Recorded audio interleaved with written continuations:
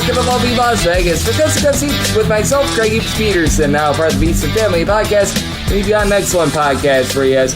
Joining me in segment number 2, we are going to be joined by one of our good friends, Curtis Rogers. He does absolutely amazing work over at 710 Seattle Sports, and we're going to be chatting with him about just what we've seen over the last few days in general. He is out there in the great state of Washington, so no doubt we have to talk about the fact that great Osabor got the money that he did, where Washington is going to be going from here. And I did this interview before we did see Tyree Iheanacho go to Washington, but we're going to be getting a little bit of insight there. We also have to dive in on what to expect out of UW Green Bay. I wish I could just stop talking about this topic, but it's just absolutely ridiculous what we are going to be seeing over there at UW Green Bay. A full-time radio show over at Fox Sports Radio is now the head coach of a college basketball team. I never thought I would see the day, but we're going to be diving in on that and so much more. And then in the final segment, we are going to be taking a look at just all the news and notes of college basketball from Friday. And something else we're going to be talking about with Curtis is what to expect out of these teams that were formerly of the Pac-12 and what to expect from them in the Big Ten, and the teams with the easiest and the hardest adjustments as well. And if you do like hearing from this fine podcast, Go Soups, you're able to subscribe wherever you get your podcast. And if you do have a question, comment, segment idea, what have you for this podcast, typically I base segment number 1 around it. So please, I implore you, please send in those Twitter/X questions one of two ways. My Twitter/X timeline at Jada_41. Keep in mind, letters EM, they mean does not matter. So as per usual, please do send these into the timeline. And the other way is find an Apple Podcast review. If you rate this podcast 5 stars, it is very much appreciated. From there, you're able to fire in whatever you'd like to hear on this podcast via that 5-star review. And it is going to be really fascinating to see what we are going to be getting from these teams that are in transition, because I do think that's something big that we are going to be talking about with Curtis, just alluded to it, how we expect these Pac-12 teams to adjust. And it's an adjustment period on all fronts for these Pac-12 teams. They're going to be having to go to the Central and Eastern time zones, and I do think that's going to be a little bit more rough on them, just because when you do have these teams like Wisconsin, when you've got a school like, even to utilize the ACC example, North Carolina having to play against Stanford, it's more like 1, sometimes 2 trips a year for these teams. Meanwhile, for a school like USC, other than when they're playing against UCLA, one of those other schools out there in the Pacific time zone, they're going to be having to go out to the Eastern and Central time zones pretty much half of their weeks out of the college basketball season. I do think that the travel is very much something to take a look at. I've been talking about it much of the offseason, but I think that that's the biggest adjustment that we're going to make, and let's call it what it is. A little bit of this is going to be throwing out there something in terms of a number that we think is going to be rock solid, and we're going to need to adjust from there. That's what all handicapping is. You think that you've got a rock solid number, and then you see results that lead you to believe otherwise, or it is rock solid. If it is, well, you keep on going with it. You try to see if there's going to be something that you need to do in order to adjust, in order to stay ahead of the curve, because if you're not evolving, that is not a good thing, and you don't want to have things dry up on you. But at the same time, I do think that this is going to be really the biggest thing to take a look at for this upcoming college basketball season, just with how many conferences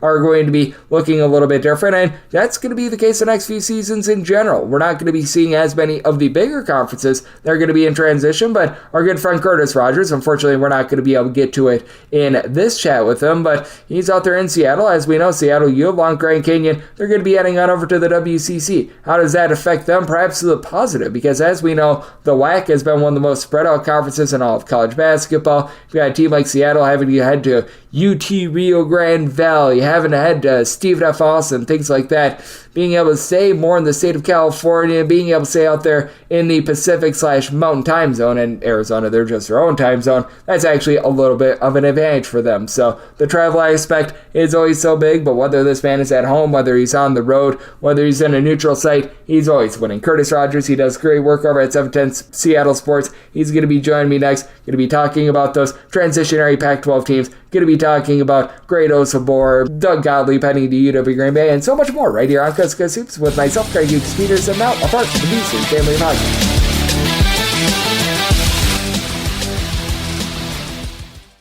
For those of you guys that love VSiN and you want to get a little bit more VSiN in your life, do take advantage of this offer. It's exclusive to this podcast because I love you. They made a promo code for me. Greg, G-R-E-G. With this promo code, typically here at VSiN, we offer 12 months of exclusive access for $240. So that's $20 a month. With this promo code, not only do you save $41, but you're also going to get 2 months for free. So this is everything that we do. This is our exclusive betting splits showing you where the money and the bets are moving on every single game. That on top of that, you're going to be able to get all the access to all of our written articles, all of our betting guides, because I do everything that I can on the baseball front and the college basketball front for those that love this podcast, but I'm one man. I can't handicap everything. So get some help from the likes of Matt Humans, Wes Reynolds, all of our fine writers, all of our fine folks that put together these betting guides, Steve Mackinnon and all of his tremendous systems. They're able to get you informed on every single betting market on the face of planet Earth, whether you're taking a look at the basics like baseball and college basketball, and that gives you more access to all of my work as well. But on top of that, that gives you everything that we do, including 19 hours of exclusive live programming every single day. This includes some live betting angles. I have been giving those out on the Greg Peterson Experience for those that have been listening on those as well. So you want to be tuned in there, and we are giving you this just by typing in the promo code of Greg, G-R-E-G, over at VSiN.com/subscribe. That is VSIN.com/subscribe. Rather than paying $240 for 12 months, you get 14 months for $199. That's less than 50 cents a day for everything that we do. That is VSiN.com/subscribe, promo code GREG. And we're back here in lovely Las Vegas for Coach Hoops with myself, Greg Peterson, now part of the VSiN Family Podcast, and it is great to be joined by this man, as Curtis Rogers. He does absolutely tremendous work over at 710 Seattle Sports. Taking a look at so many things. He is doing an amazing job this year looking at baseball. He is the Seattle Mariners pre- and post-game host, but on top of that, whether it be the Seattle Kraken, the Seattle Seahawks, Gonzaga Bulldogs, Washington Huskies, you name it, he does it. If it's out there in the Pacific Northwest, he's doing an amazing job being able to break it all down, and is an absolutely tremendous college basketball mind that you're able to find on Twitter/X, along with Instagram at A Kid From Kent, all together. And Curtis, always a pleasure, my friend. Thank you. Greg, always happy to join you here talking college basketball. I know that it's May, but there have been plenty of headlines that have come our way over the last couple of weeks, especially ones that are very hot topic out here in the Pacific Northwest. Of course, the coaching carousel getting fired up over the last couple of weeks. When we thought it had slowed down, no. There was some news to be made on that front as well. How about if we start there? Because with the hire that was made, it effectively stopped the coaching carousel. It's just because nobody else, I think, would have hired this guy on, as Doug Gottlieb becomes the head coach over at UW Green Bay. Wasn't attached to any college. As a matter of fact, the only attachment he has is to Fox Sports Radio, where he will still be doing his national show as he coaches the UW Green Bay Phoenix. I want to get your overall thoughts here, because it's not uncommon for a coach to have like a local 1 hour a week radio show or something like that, talking about, where his team is at. Essentially, it's a 1 hour win one for the Gipper speech to their fan base. It's typically not 3 hours of talking about hot topics in terms of football, things like that. And with this requiring a studio, trying to find one of those out there in like the middle of Indiana might not be the easiest task in the world. I'm looking at the Horizon League. I mean, where are you going to find a studio in Fort Wayne when you play IPFW, in Northern Kentucky, Wright State, Youngstown State? I mean, these are not exactly hotbeds for, for sports talk radio around this country. Not to diminish the sports talk radio that exists in those great cities, but Doug Gottlieb, to continue to do his national radio show while also being the head coach, it's like, how hard are you really, working at either one of those things? Because you and I know how much effort goes into putting on, just a 3 or 4 hour daily radio show. It's not just the hours that you're on the air, but you're also, doing hours of prep beforehand. You're also doing stuff after the show in order to get ready for the next day. That in itself is a full-time job. I can't imagine him having enough time to recruit for this job. I get that the Horizon League, you're not recruiting maybe the best of the best in terms of college basketball talent out there, but I just do not see a world in which this ends with cutting down the nets, winning the Horizon League, going on to the NCAA tournament year in and year out. If Gottlieb wants to actually climb the coaching ladder, I respect him for starting out in a spot like Milwaukee in the Horizon League. We're not talking, a Power 5 program, what have you. But if I'm a school that sees maybe some success out of Milwaukee over the next couple of years, and I'm interested in Doug Gottlieb as a potential hire, I'm having some serious conversations about him continuing his radio show if I want to hire this guy as my full-time head coach, because just having that around does not make, I think, for a winning environment. If you heard his introductory press conference, I mean, this is a guy that does not sound like he's here for having a good time, with some pretty interesting comments about that job. I just don't see how it's going to work well for him. I applaud Wisconsin-Milwaukee for the headline-grabbing hire, because you got to do something like that. I thought, Sundance Wicks was a really good head coach for them. Unfortunate to see him go, but that's what happens when the carousel gets turned on here in the month of May. Jeff Linder leaving Wyoming for Texas Tech. Yeah, Doug Gottlieb, I just don't see how it ends well for either side. But if you're Milwaukee, you got to kind of make that move just to kind of tell people like, hey, we exist. Like we're not an afterthought. Hey, I do think that might be good news for Milwaukee, because they'll get to face off against UW Green Bay twice a year. And for the Phoenix, I just don't know how this is going to be going for them. If there is one thing I will say, the upside with Doug Gottlieb, I think, is higher than anyone else that they could have had, but the floor is much lower, and you are much, much, much more likely to get the floor rather than the ceiling if you are the old Phoenix. As joining me on the show, we do have Curtis Rogers. He does absolutely tremendous work over at 710 Seattle Sports, joining me right here on Coast to Coast Hoops. And certainly UW Green Bay hiring on Doug Gottlieb, that has been capturing everyone's attention. But in your neck of the woods, we saw something very startling on Monday as well, with a record deal for Great Osabor. Now, I think that there have been college players in the past that went unreported that made a little bit more money than Great Osabor, but that's a different conversation for a different day. But what was your reaction when you heard this? Because I don't think that was the most startling thing that Great Osabor followed Danny Sprinkle on over to Washington, but you can tell that schools that have yet to make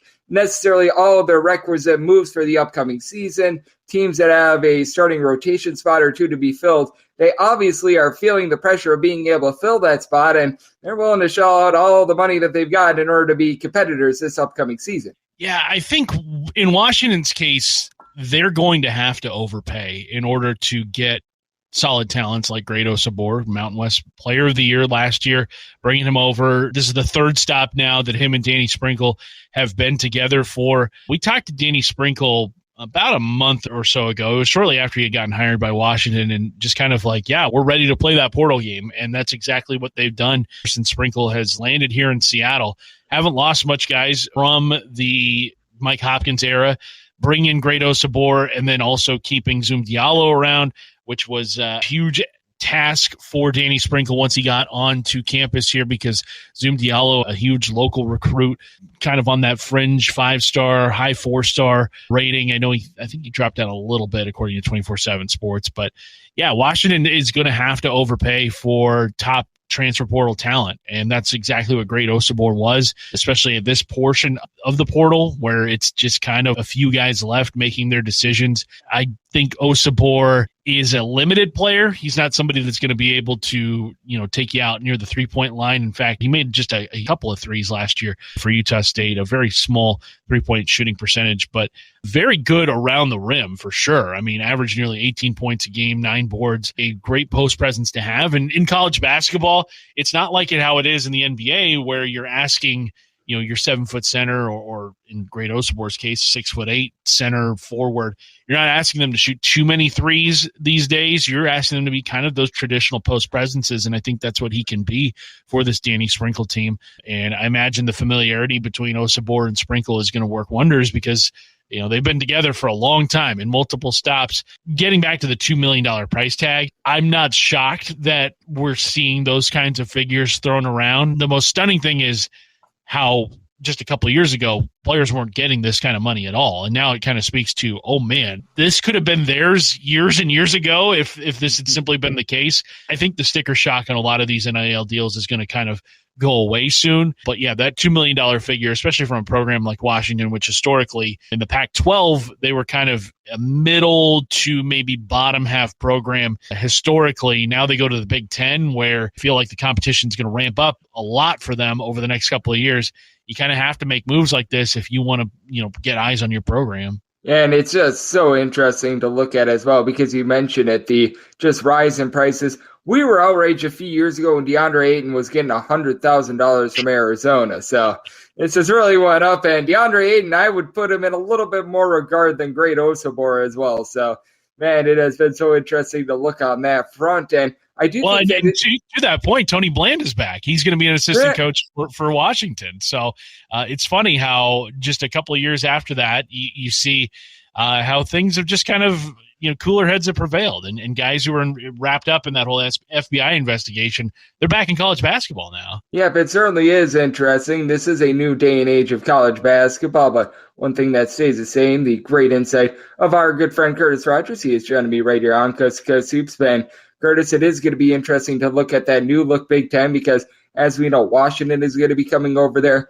USC is going to be going over there, UCLA as well. How do you think it is going to go for these Pac-12 teams that are entering into the Big Ten? Because I do feel like everyone just across the board is going to be in a lot of transition because those teams like Wisconsin, Rutgers, Minnesota that have to travel to the West Coast, they're going to face a whole bunch of challenges. But at the same time, you've also got all these West Coast teams that half of the year, they're going to be spending time in the Central and Eastern time zones, and I'm sure that's going to be very strange for them. Yeah, it's going to be just a weird adjustment for every single one of these programs that is moving over to the Big Ten.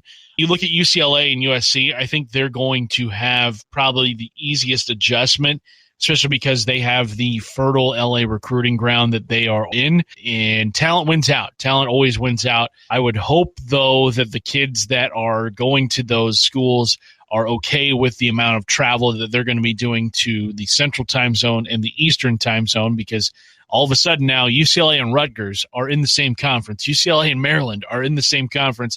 UCLA and Penn State are in the same conference. That's a lot of mileage that these schools are going to have over the course of the next few years. I think UCLA has done a really good job in the transfer portal, which is something that they had not really taken advantage of under Mick Cronin, especially over the last couple of years. But adding Kobe Johnson, Sky Clark, Eric Daly Jr., I think those are going to be some really big helps for them. I like what USC did in hiring Eric Musselman. I think that is a step up from Andy Enfield. I think they improved in that area. I think Andy Enfield leaving for SMU may have been a blessing in disguise for the Trojans, especially because kind of the circus that was surrounding this year's team, obviously with Bronny James being there, and then Bronny not quite living up to the hype that surrounded his presence on campus. I think Eric Musselman is going to have that USC program winning a lot more consistently, differently than what Andy Enfield was. Enfield had some really competitive teams, but it felt like those teams were a lot more limited than what Musselman was able to accomplish at Arkansas.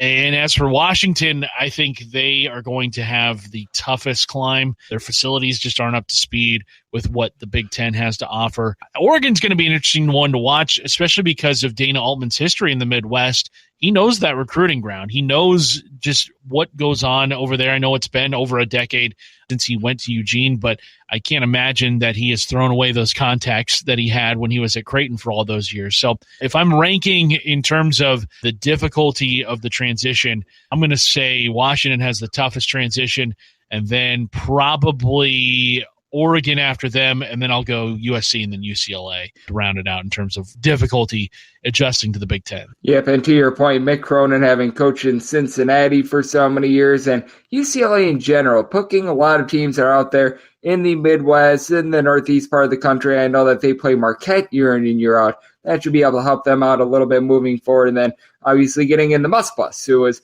coaching over there at Arkansas. Certainly not the same as the Big Ten, but that's a man that has been all around the block, and he knows how it goes in the Central Time Zone. As Curtis Rogers, he is joining me right here on Coast to Coast Hoops, and it has been an interesting offseason thus far. No doubt we have talked in past episodes about Gonzaga. They picked up another gentleman from Abilene Christian that I feel like was a little bit more of a depth piece and insurance piece, but all in all, we know that they've had an absolutely tremendous season here in the offseason with everyone that they've been able to keep around. But we're a few teams, whether they're in the western part of the country, whether they're in the eastern part of the country, it could just be whatever you'd like, that you take a look at what they've done this offseason, and you're very impressed by what they've been able to do.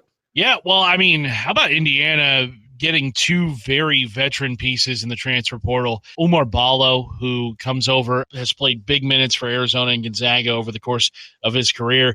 And then you've also got Miles Rice, one of the stories of the year in college basketball last year, leading that Washington State team to the NCAA tournament. He was freshman of the year in the Pac-12. He now joins that Indiana ball club. I know Mike Woodson's under a lot of pressure, especially considering the year that he had, really kind of the years that he has had. I think Indiana is a team that needed a jolt, and as we know, bringing in these veteran guys in the transfer portal, they are going to, I think, be a quicker fix, a Band-Aid, as it were, than waiting around for a freshman or a sophomore to develop in a more linear role. These two guys, have had tons of production already in their college basketball careers. Ballo is kind of your classic college basketball big in that you need him to take up space down in the middle. He is a little limited offensively. I wouldn't ask him to do anything outside of about 8 feet from the rim. And also free throw shooting has been his biggest hang up. It was a big reason why they struggled in conference play, is that teams were, getting him in foul trouble, or teams were just kind of hacking him and forcing him to shoot free throws. So that's something that Indiana fans are going to have to deal with. And Miles Rice, too, he's a little limited outside the three-point arc. If he can get a consistent jump shot going for him, he's a big slasher type guard. He's really fun to watch, really fast, but he needs to kind of develop a jump shot if he wants to take his game to the next level. But I still think that even with their limitations, I think Indiana did a really good job in landing both of those guys who can be difference-making players on their very best nights. Yep, and I think that the teams in general that were able to land some of these Washington State transfers, Andre Agmasi going on over to Colorado. Hey, if Jalen Wells decides to go back to school, as his NBA draft stock has been rising very fast, he's got one of the more interesting NBA draft decisions. Those are all teams that I think are winners, just like we're winners when we get you aboard, Curtis, because you do an amazing job. Take a look at this great game of basketball that we all know and love, but additionally, I know that you're doing an amazing job when it comes to taking a look at baseball, when it comes to taking a look at football, and so much more. So, lots of good people at home. That's all on tap for you, and how people can follow along on social media and other platforms. Yeah, we've got a lot going on. Heck, college basketball this time of year, normally, under normal circumstances, is quiet, but plenty of stuff going on in the transfer portal with all three of the Power 5 schools around here, Gonzaga, UW, Washington State, with Seattle U. How about Seattle U getting bumped up to the West Coast Conference, too? We didn't talk about that. That was big news. Them and Grand Canyon joining the WCC in 2025. Shout out to that program. Shout out to Chris Victor. A lot of momentum for them going forward. We had plenty of reaction to that over the last week. You can check it out at seattlesports.com, and make sure you're following on Twitter at @AKidFromKent. Curtis does such great work taking a look at this great game all 12 months out of the year. Every single time he joins the show, lends such good insight. So big thanks to Curtis for joining me on Coast to Coast Hoops, now part of the VSiN Family Podcast. Coming up next, it is that time of the podcast. I give you a recap of the news and notes that we saw in college basketball over the last 24 hours.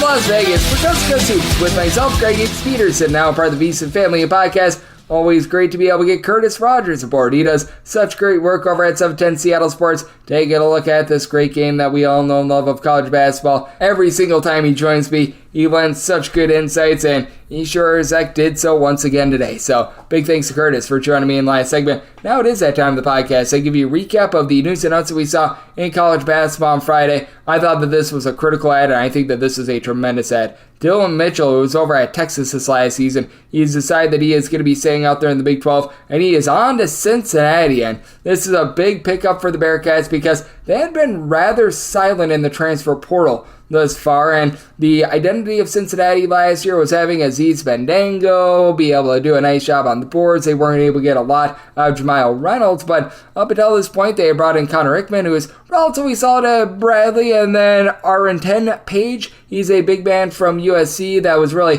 just stuck in the shadow of a little bit of everyone, but for Cincinnati, it was very clear that they needed to add a little bit of size. They needed to add a big man to be able to just maintain that style of play that they had a season ago, and this is a team that's really been able to bear down on defense since Wes Miller has been able to come into the fold, and now they've got that guy. And for Cincinnati, I do think that they're going to probably have a few struggles moving forward, but they bring back a lot from a season ago. They bring back the guys like Asimius Lucasius, who had good versatility. Jizzle James was able to see some nice minutes towards the back half of the season last year as well. They don't quite have the size that they did a season ago with Bandango and company, but all in all, I thought that this was a very big-time move for them, and I thought that that was of great importance. this was one of those guys that was committed to Wyoming, and as a side note that he is going to be joining Danny Sprinkle over at Washington. Tyree Iheanacho, I do not believe that he got $2 million, but he's going to be heading on over to Washington. Very versatile player last season over at North Dakota. 14.5 points, 5 boards, 4 assists. Not a guy that's going to light it up from three-point range, but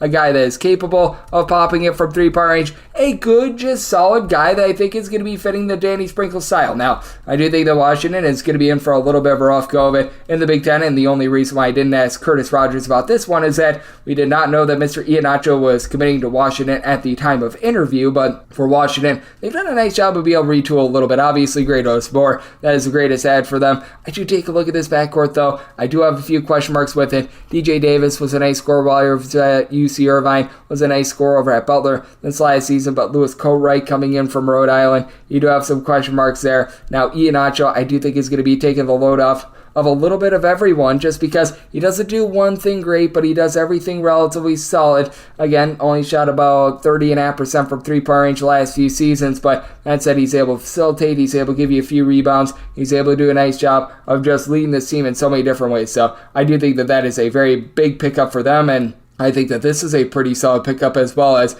we did see Lemoyne be able to pick up Zach Tekken, who last season was over at Siena. Siena was just an absolute sinking ship. I mean, that was rough to say the least, but Zach Tekken was one of the few guys that was able to give you a relatively good amount of games for Siena. He was out there for 23 games, 9 points, 3 assists. He wasn't expected to have a big role for Siena after he was pretty much glued to the bench as a freshman, but was able to step in, did a nice job of being able to facilitate, did have a few turnovers, but keep in mind, Siena had absolutely nothing around him last season. Like, that was one of the most dismal programs in all of college basketball. Now he goes to a program in Lemoyne that they're looking to build something up, and out there in the NEC in year number 1, the Dolphins were a relatively nice surprise. They don't necessarily have a lot of size, but they've got versatility, so you're going to need Tekken to hit the boards a little bit more, but I like what they've done here in the portal. They bring in Trevor Rowe, who's a 6'8" big man who comes in for Bradford. He was a little bit glued to the bench, but they also bring in Will Amika, who he was playing over at Albany a few seasons ago. For Amika, he was not able to really give you a whole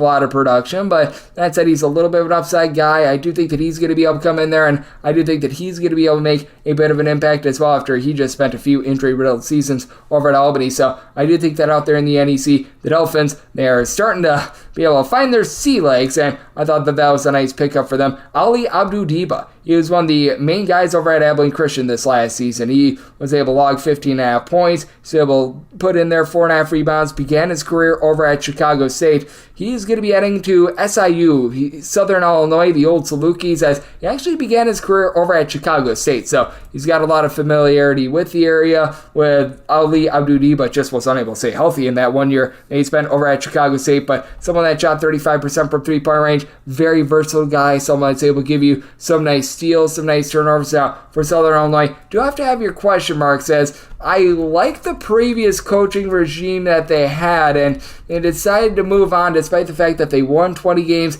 a season ago. I think that this is going to be a very, very interesting team to be able to gauge, to say the least, because over the last few seasons, Southern Illinois has been very much a one-man band, whether that be Marcus Somaz completely taking things over a few seasons ago, or last year. You saw it was just running all through Xavier Brown, but I like quite a few of the pickups that they've been able to have. Davion Sykes is going to be coming into the program. I think that that is going to be nice for them. Jarrett Hensley is someone that they have for right now, but able to hold on to. So I think that that is going to be big moving forward. And Scott Nagy, we saw him have quite a bit of success over at Wright State. Over at Wright State, played a lot more up-tempo and played a whole heck of a lot less defense than Southern Illinois used to. So I think that this is going to be a very intriguing team out there in a Missouri Valley Conference that, though it's a little bit more up-tempo than it was a few seasons ago, still a lot of defense-oriented teams out there as well, though we have been seeing quite a bit of shift, especially with the likes of Murray State and Belmont entering into the fold as well. Jamie Burgeon, he has decided that he is going to be going to Fairfield, as last season he was over at Drexel.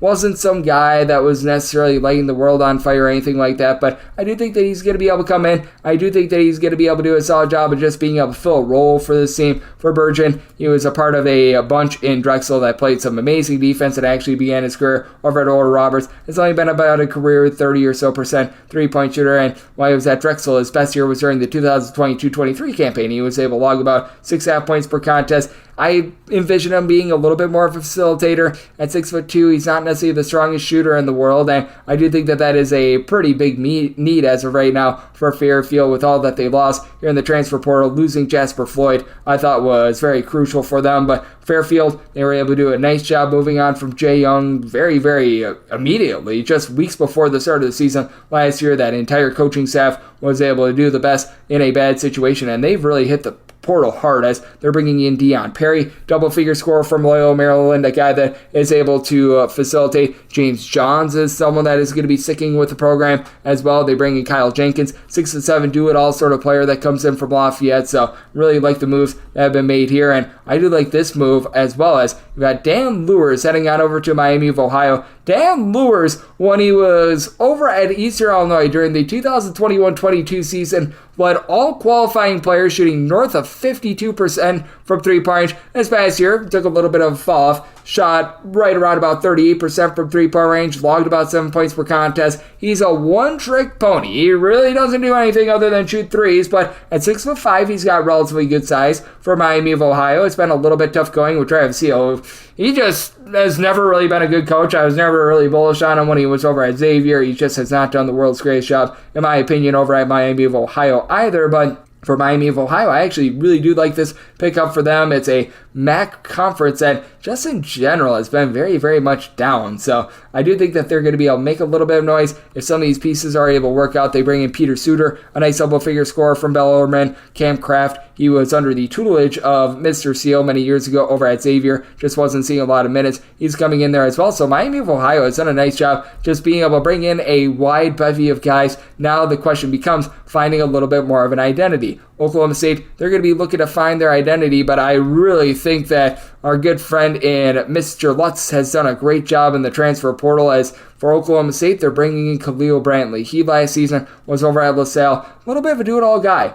6'1" guard that's not afraid to get his nose dirty. 5.5 boards, 4 assists, 1.5 steals, 15 points per game. Now, the one thing that he's not going to do is really light it up from three-point range. That said, for Oklahoma State, they've done a nice job of being able to check those boxes. And for Oklahoma State, I do think that they're going to be able to bring at teams the kitchen sink. I do think that they're going to be able to bring a lot of different looks in general as they bring in Terry Dean. He was one of the top players in terms of being able to generate turnovers a season ago over at Florida National. And for Oklahoma State, I think that they're going to be one of those rare power conference teams that is actually going to go out there. They're going to try to generate steals. They've got Abdul Usman, who was the main big man over at North Texas a few seasons ago. Brandon Newman, he knows the style of Mr. Steve Lutz. He's coming over from Western Kentucky along with him. Devo Davis, he was the only guy that was trying to facilitate for Arkansas a season ago, and now you bring in a guy in Khalil Brantley as well. Three-point shooting might not necessarily be the forte of this team, especially with Brantley, as I was alluding to, shooting only about 32.5% from three-point range last season for his career, more around about 31.8%. But all in all, do like what Oklahoma State is building. I think that this team is going to be as tough as nails when it comes to the defensive side of things.